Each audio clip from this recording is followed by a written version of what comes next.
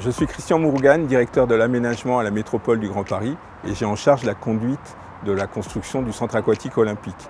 La métropole est maître d'ouvrage de cet équipement, seul équipement pérenne construit spécifiquement pour les Jeux olympiques et qui sera ensuite destiné à accueillir l'ensemble de la population du territoire.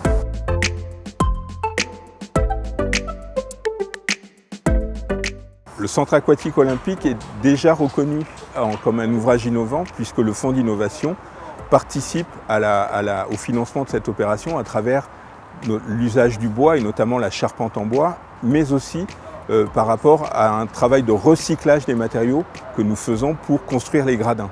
Et ce recyclage est symbolique pour nous puisqu'il associera les enfants du territoire à la construction du centre aquatique olympique et pour nous ce sera un vecteur pour favoriser et faire comprendre et sensibiliser à l'apprentissage de la natation et de la pratique sportive de manière générale. Donc l'innovation technique est aussi au service de l'innovation sociale.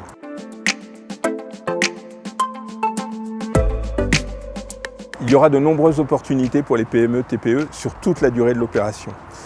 Tout d'abord, le concessionnaire que nous avons retenu, donc Bouygues, le groupement commandé par Bouygues, aura la charge de poursuivre les engagements que nous avons pris avec la Solideo, de consacrer 25% de son chiffre d'affaires à l'attribution de contrats auprès de PME, TPE.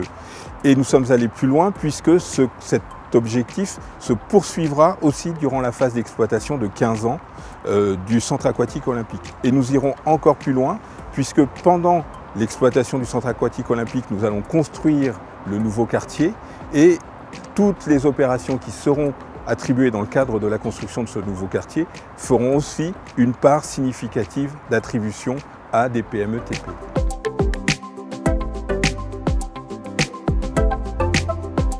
Nous sommes en train de passer le contrat pour les marchés de dépollution qui vont démarrer cet été.